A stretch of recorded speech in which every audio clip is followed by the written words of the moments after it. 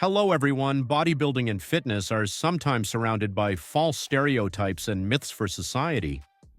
All this gives rise to a not entirely objective attitude towards this sport and its representatives in particular.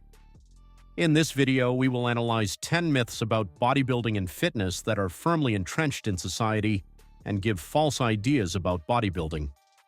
Myth 1. Loss of form.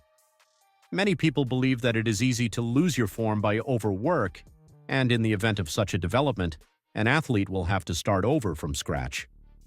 In fact, this is not entirely true.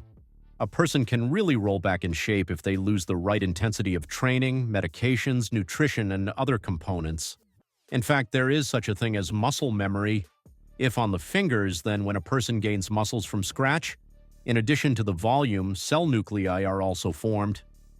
This process is called hyperplasia, and in this case, the muscles do change in volume, but the number of cells gained over the years remains the same.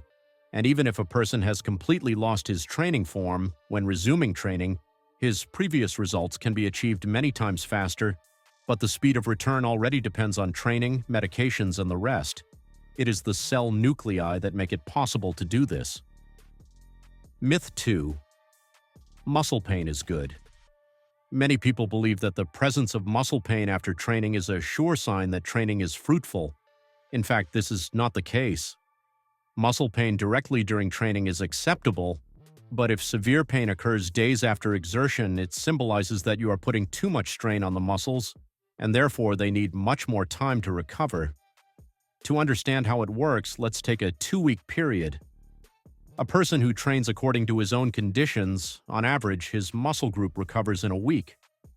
This also includes supercompensation, which allows you to increase your muscles in volume. But in the second case, if a person experiences severe pain after training, then this period of recovery with supercompensation may take him 2 weeks. That is, the desired phase will be reached much later, and as a result, in the first case, a person can progress 2 times faster. But more often it happens that a person ignores the pain and still trains a group of muscles once a week. Thus, he does not re-injure the restored muscles, which interrupts their recovery, and moreover, regression and overtraining may occur. These schemes described by me have an approximate and maximally simplified meaning, but I think the idea is clear. Myth 3. The health of a bodybuilder is better than that of an ordinary person. In fact, this is a myth, but it depends on what you compare it with. If we take the average person who eats fast food, has a lot of stress, lack of sleep, and suffers from physical inactivity, then the average health will be better for a bodybuilder. However, those people who lead a more or less healthy lifestyle are the normal human condition, and such a person's health will be better since bodybuilding involves an increase in the number of cells, food intake, extreme loads, and much more, which accelerates the production of resources for the heart and other organs and body systems. It is important to note that no dietary supplements or supplements will help you live as long and as well as a person leading a healthy lifestyle.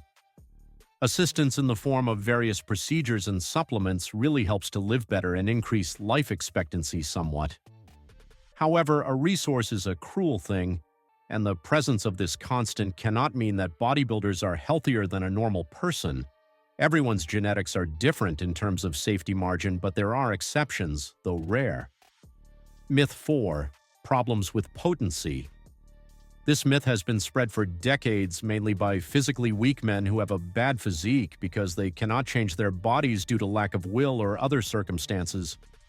In fact, bodybuilding with proper exercise, nutrition, and recovery, on the contrary, promote good blood flow to the groin area.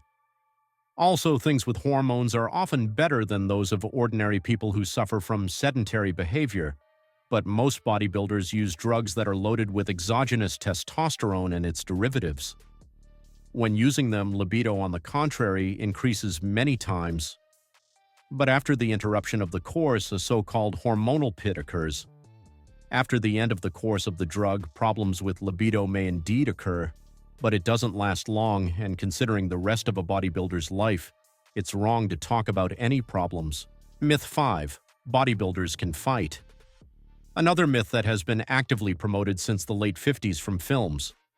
The fact is that weight gain binds a person, which makes his body non-functional, clumsy, and his punches seem to be captured in slow motion. Bodybuilding is ideal for situations where visual intimidation is needed, when a potential opponent is afraid of you because of your appearance. From this point of view, bodybuilding is the best means of self-defense, since a failed fight is a better outcome than a fight where you are the winner and with all the legal consequences that follow. If your task is to compete in martial arts, then train the skill and not gain weight. Myth 6. You can't get high without steroids. This is a myth when it comes to a form for life, for amateur sports without performing on the professional stage. The limit of progress, both on drugs and without, rests on a person's genetic data. One way or another, even a person with the worst genetics can make his figure beautiful and voluminous. But on the professional stage, it's really impossible for a natural athlete to have a form that could compete in the final standings. Myth 7. It's easy to get high on steroids. Another myth created by society back in the 20th century. When you see athletes posting on the internet, you can often come across comments from the category, "So he's on steroids. Let him try it without her," and so on. These comments already contain belittling achievements of energy and a hint that without steroids, a person will not achieve such results. In fact, steroids allow you to push the boundaries of the permissible limiting form of a particular person, depending on his genetics. And on steroids, on the contrary, there are many more variables and subtleties that have to be taken into account when building your regime and training. Myth 8. The form achieved without drugs is with you forever. This myth is also born in the minds of people who don't understand bodybuilding. In addition, kickbacks after drug courses make you believe it even more. In fact, the rollback of the form occurs when one or more components that led him to such a form fall out of a person's life. If a person who has been on the course has more of these aspects, then the rollback will be stronger. But in natural training, such aspects may include a calorie surplus, exercise, sleep, and stress-free exercise. If one or more components fall out of the equation, then a commensurate rollback of the form will immediately follow. The best example would be injured people who, after an accident, lie on a bed and their legs turn into sticks in front of their eyes because they are not in use. That is, it happens due to lack of physical activity, even if there is a surplus of calories and no stress. The fact is that the human body is incredibly hardy, strong, and always strives to remove from itself what is not used. This is the key to longevity, so the phenomenon of rollback is inherent in any group of athletes. Myth 9. Pitching is dumb. This myth is generated by the same group of people who suffer from physical inactivity, look bad, and cannot find time for their health. In fact, bodybuilding has almost no effect on the presence of mind, intelligence, and thinking abilities.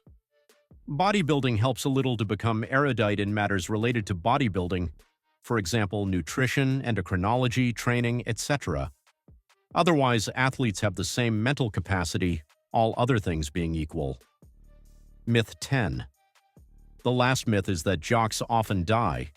This may sound like a double standard from me, given my previous videos about the death of bodybuilders in their early years. In fact, there is a community of professional bodybuilders, and in this area, in this narrow group of people, deaths and illnesses have indeed become more frequent in recent decades due to the ever-increasing standards of form and the emergence of new dangerous and potent substances. But if we take the group of people who work out in the gym as a whole, including athletes who use drugs and ordinary visitors, then the total number of illnesses and, as a result, early deaths will be less than the group of people suffering from physical inactivity, stress, and leading an office lifestyle. It is these two groups that have such a gradation, but if you add a third group of adherents of a competent, healthy diet and training, they will outlive both of them. Therefore, when choosing one way or another of your workouts, do not be fooled by untenable cliches about bodybuilders and take into account all the risks when exercising in the gym. As always, I will be grateful for your support. It helps in the development of the channel. Please like, subscribe to the channel, turn on notifications about the release of new videos, and thank you for watching. Sports Guru was with you. See you later.